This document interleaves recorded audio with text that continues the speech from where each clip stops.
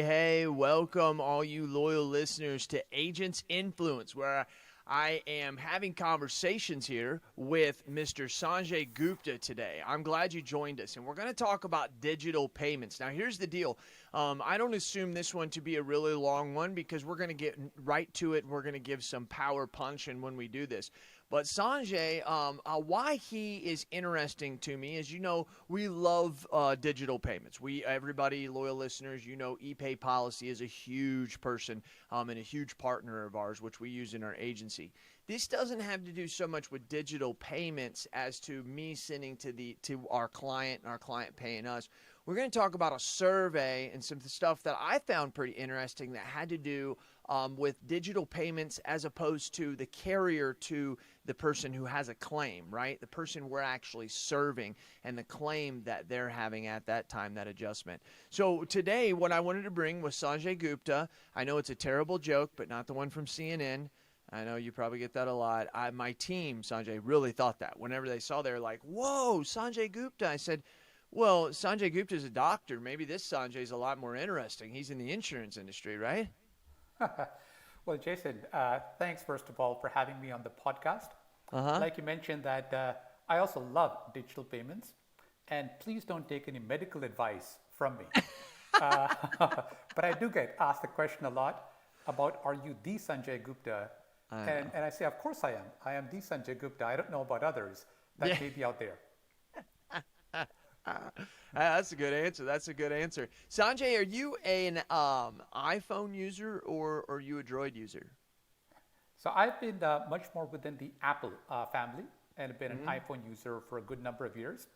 Got introduced to it initially through some pressure from my kids and peers, but I've been quite a loyalist Apple follower for the past good number of years, Jason. Sanjay, do you love to win or do you hate to lose? I love to win. So it's always about, let's not play defense, let's be offense, but in the right way, Jason. I think that's really important. That really whatever do we play hard, we play fair, and we always play to win. Correct. I agree with you there. My next question is if there's two things in the world that would get you to where you are, skill or luck, which one would you say has been a bigger factor in your life? So I clearly believe in both, but what I found is, like some other people have said, that when I apply more skill, I find myself to be more lucky, Jason. That's right. So I think that luck comes along with skill and dedication. That is right. That is right. So take us back to high school, college. Bring us forward. How'd you get to where you are right now, Sanjay? No, sure. So just a quick background about myself, as you mentioned. Please. That I'm the Executive Vice President at ACI Worldwide. And ACI Worldwide is in the space of digital payments globally, including real-time payments. Personally, I was born in India and I've been quite a global citizen. So my early schooling and childhood was in the US. I was out on the West Coast for a number of years in Seattle, Washington. Beautiful place. This is before, I'm somewhat dating myself, Jason, because this is before the Starbucks days and before Microsoft days. It's actually the time when there used to be the Seattle Supersonics, and they won the NBA, way back when. So it's, way back it's from when. those. Sean Kemp, from those Gary times. Payton, on the glove, all those guys, Sanjay, yeah. Yeah, so it's from those days. And then I went back to India, did undergraduate in electronics engineering, and then did an MBA, business school from India.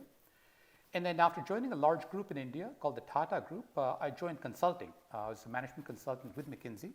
I think my wife and family would say we are in too many places around the world, 8 countries and 4 continents over a number of years, Jason, before moving to the US full time. Wow. Came to the East Coast and then moved to Colorado. And I've actually now for the past few years in Florida. Goodness gracious, you haven't just seen the world, you've seen America.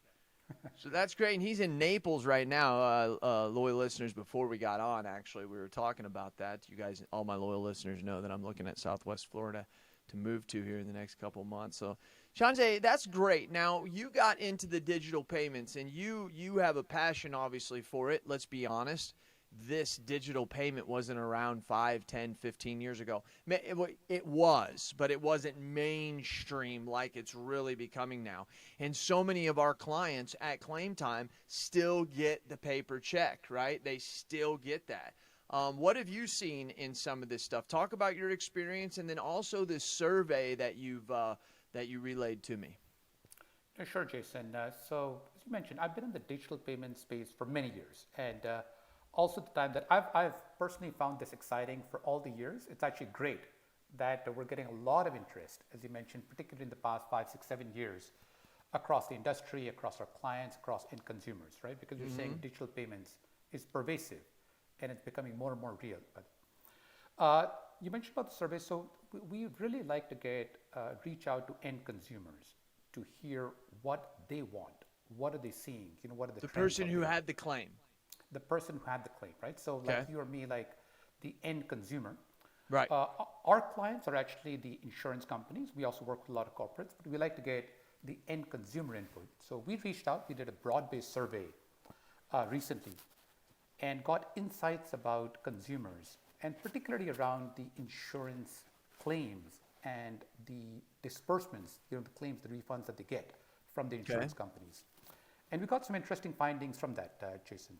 So one of the key findings was that consumers, not surprisingly, they really want choice.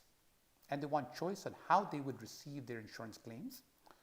They value digital payments, but at the same time, a lot of them don't feel that they're getting choice. In fact, I think almost half, 49% in the survey said that they receive a check in the mail, whereas less than 20% would actually want that. So there's a big disconnect in terms of the choice that they get for their insurance claim payment.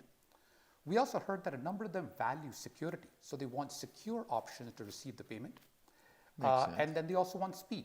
So the whole notion about real-time and real-time payments, pardon the pun, but your real-time payments becoming more and more real by the month. It's already real in a number of countries around the world. I think is of strong value, is what we found from the survey that we did just quite recently. Right. I definitely can see it. I mean, if anybody can receive it electronically, do they receive it electronically to an app and then they transfer the money, or is it deposited right into their checking account?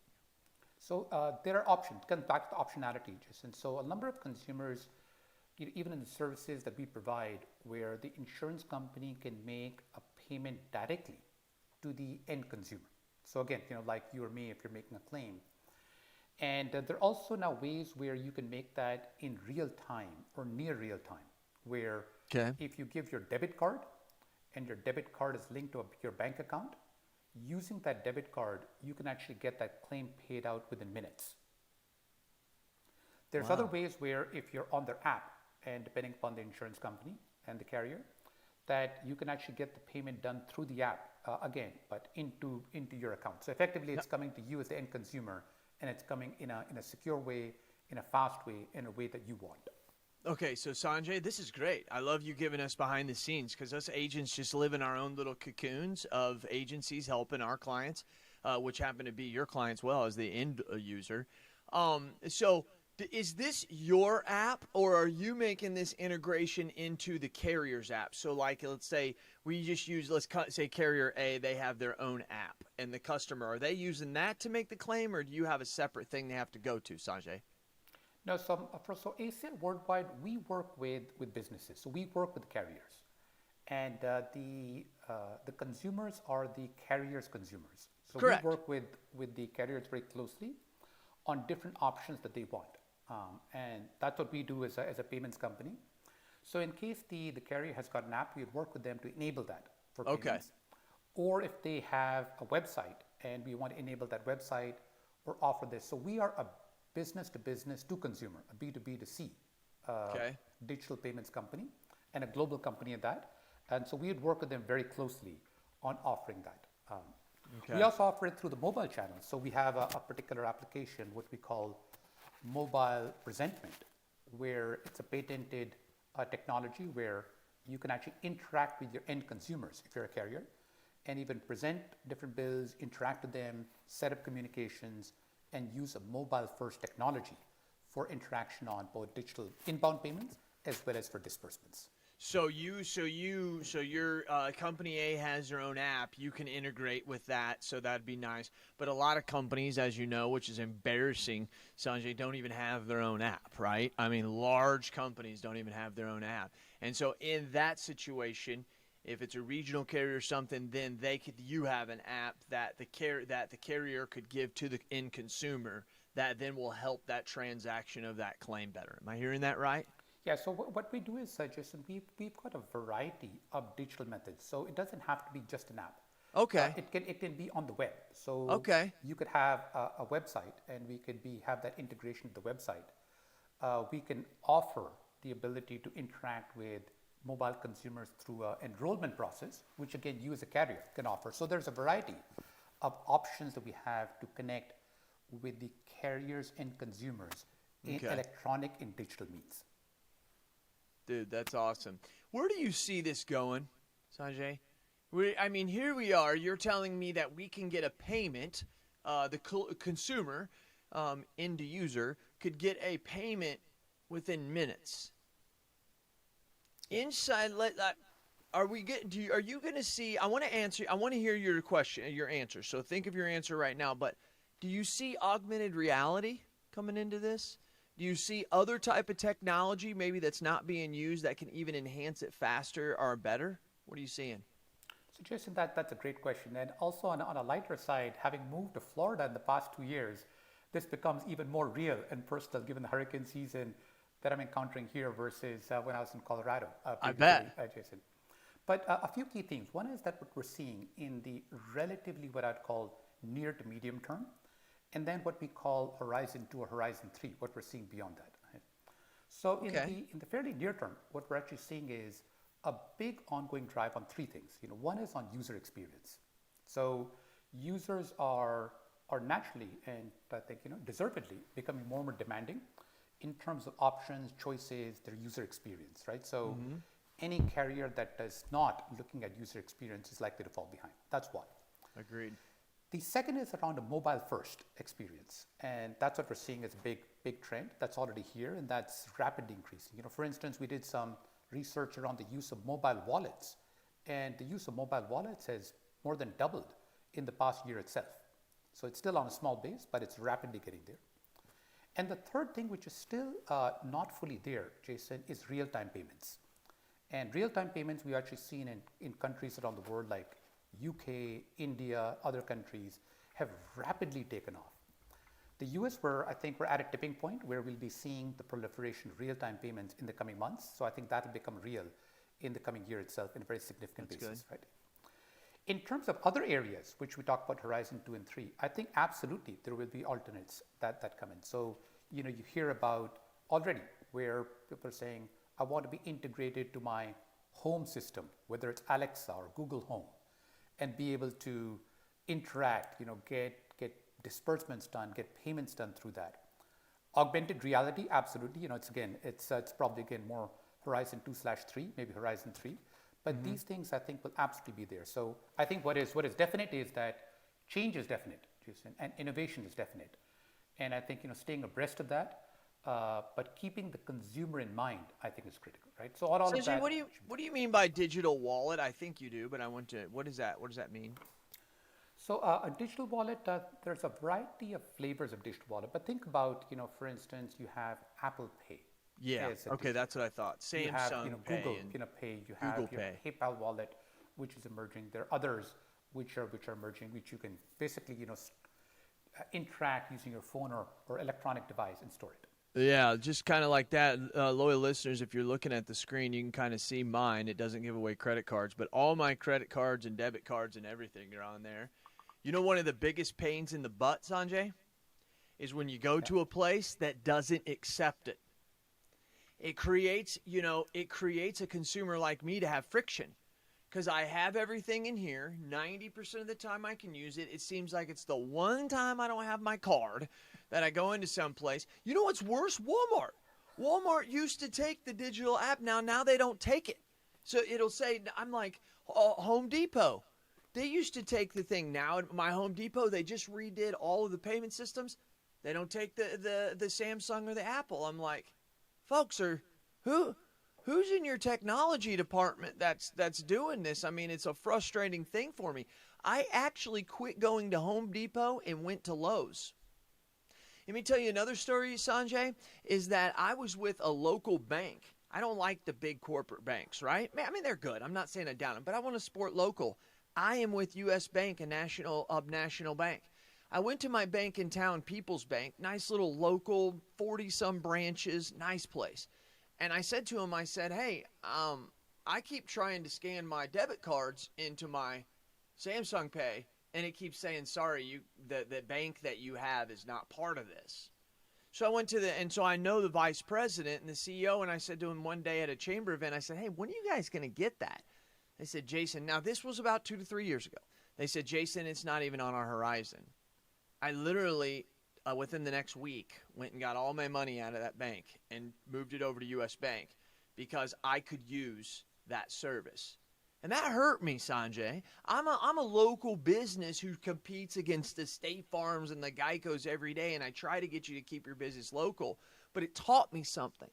It taught me that my consumers, whether or not they have a great relationship with me, convenience and getting solutions solved is more of a concern than theirs, because I was that person, right? It was more important for me to be able to have the convenience of using my digital wallet than was it for me to have the feeling of knowing I was banking local. That makes sense? Oh, no, absolutely. I can relate to that in so many different ways, Jason. Because you're right, it drives me, it's also infuriates me when you have big corporations. They're not focused upon the consumer and the consumer experience. And you walk in and they don't have for instance, the frictionless payment options that you'd want. So that's where, at least at ACI Worldwide, you pay a huge amount of time. Just a personal anecdote, also on the local side. So we have, there's a local farmers market that I had, earlier in Denver. We go to one here in Naples, Florida as well. And earlier they would only take cash.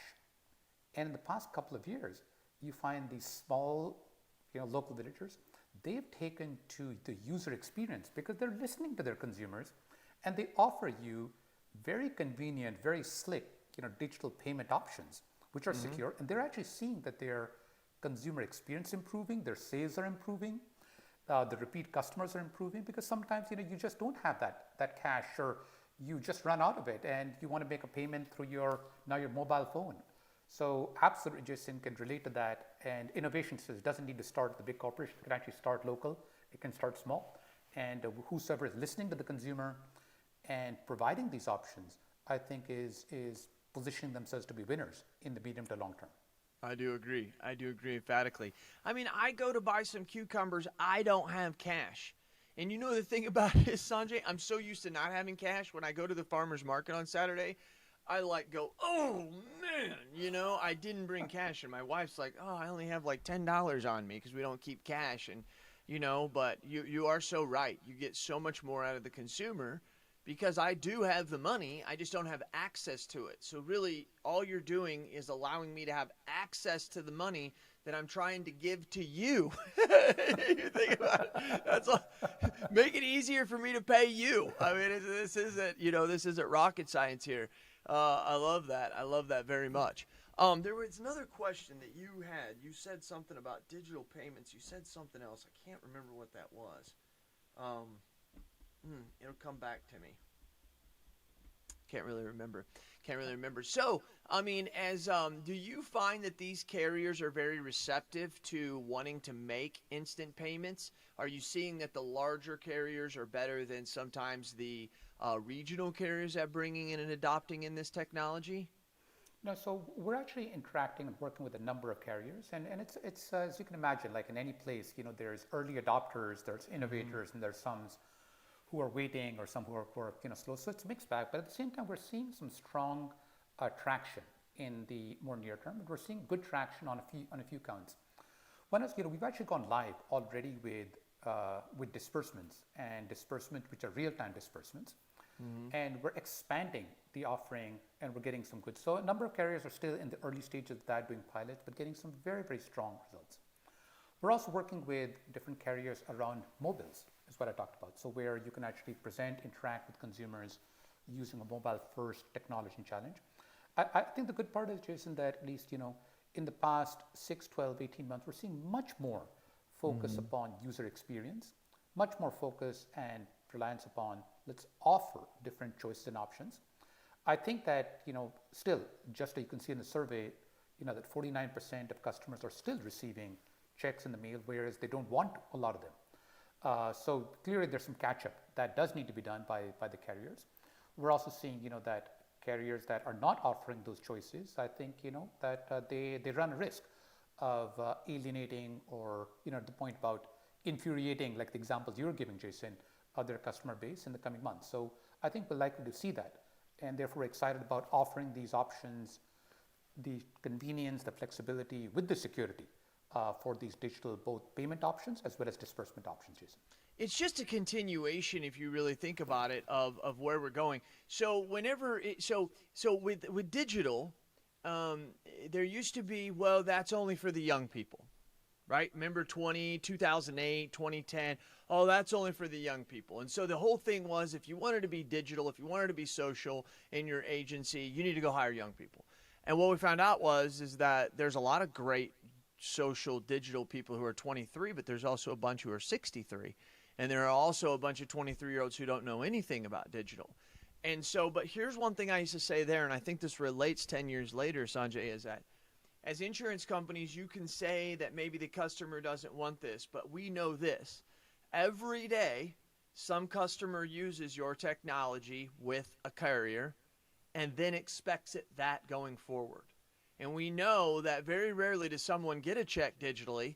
The claims adjuster says, okay, we're going to approve this. You should have your check in 10 days. No, they hang up and maybe they get it in an hour or maybe they get it the next day, however that goes. Once you experience that, there's no going back. And so as a carrier, I think basically your thought is not that I'm not going to do this. It's how long can we hang on? How long until the majority of people, how long until the watershed moment comes of now there's so many that it just keeps on coming over. And I think you're setting yourself up, your company up great, because our industry does need this greatly, greatly, greatly. Sanjay, I'd like to wrap this up just to keep this right into the point of how it is. Anything that you'd like to say? To add? Yeah, no, so Jason, I probably just want to reiterate, right? I think that this notion about focusing upon the end consumer, it sounds very basic, but it actually is quite profound. And I think your point you also just mentioned just before this, is that consumers are not just looking at this from the insurance industry or one industry, right? Because you and I are consumers of a variety of things. So we're expecting that level of choice and convenience. What you take a Lyft or an Uber, you walk out, right? Payment is frictionless. You expect that. You order something online, right? You expect the service to work flawlessly and you'd receive it and the payments to happen flawlessly. So that expectation is being set across multiple industries and consumers are expecting that in the insurance industry and of course other industries as well. So focusing upon that, staying close to that, and then ensuring that those customers are provided the choices that they want. And like I said, we're looking at a lot of focus upon customer choice experience along with mobile first and real time. Besides, the Horizon 2, Horizon 3 areas that you talked about, that are likely to come around are going to be critical for success. So there will be, I think you had asked about the being winners and losers. And like personally, I love winning, hate losing. And I think a lot of your listeners probably are in the same boat, that if they want to be winners, I think they need to stay close to the consumers and give them the choice, particularly in the digital payments area that they want. Sanjay, wrapping up, leaders are readers and readers are leaders. I know that you are a leader. What are you reading right now? Yeah. So I've actually gone back to two books that I've actually read. One which is, there was a book called The Last Lecture. I don't know if you've heard of that. I haven't. It's a very profound, it's a little bit of a sad one, but it's actually about a university professor. It's a real life story who was diagnosed with terminal cancer and his belief in life and the passion, for life, which actually been reading, recently, which has been very inspirational about just life and life's journey. And the other, which is another interesting book, which I actually just reread recently, is Zen and the Art of Motorcycle Maintenance. It's an old book. Actually, it was out my son and just read that again. Profound theories about life. And then these are outside of the books on digital payments, which I read, for the day-to-day, but ones which are more inspirational that I've read, and has just got to reread both these books in the past months. Sanjay, I greatly appreciate your time. I think we got a little bit of insight, a little bit of hope. I think people like you are the ones who are setting the bar, setting the standard, the threshold for what needs to be accomplished going forward. Greatly appreciate it. Oh, thanks so much, Jason. It's been a pleasure talking with you and being on your podcast show. Here's what I want you to take away from this, loyal listeners, that there is hope here. You also have to start considering that sometimes we beat each other up as in our agencies as, am I evolving quick enough? Am I doing what is required to make sure that I'm ahead of the game? And sometimes we concentrate so much on that, we forget the things that he's talking about. What about the consumer that we sell? Do they have great coverages? Do they have great claim service? What does claim service mean anymore? That they pay the claim, that they pay what they're supposed to, but it does it not go further than that to say how fast do I get paid when we agree to that? Because the whole process needs to be good. One of the things, loyal listeners, that I want you to take away from what Sanjay kept saying was the end consumer, right? That's our end consumer too, but in a different process coming out on the backside of the claim of what we sell. You heard me talk about this before, but it's customer service, customer experience, and the new thing, customer excellence. The customer service is how fast are you getting hold of me? Are you doing what the policy says? Are you communicating with me in a proper way or how I want it done? And altogether, those individual points of customer service make up the customer experience, as we talked about. Loyal listeners, you know this. We speak about this a lot. But it has to do with the customer excellence. Because the customer excellence is what really the consumer is aggregating everything to be.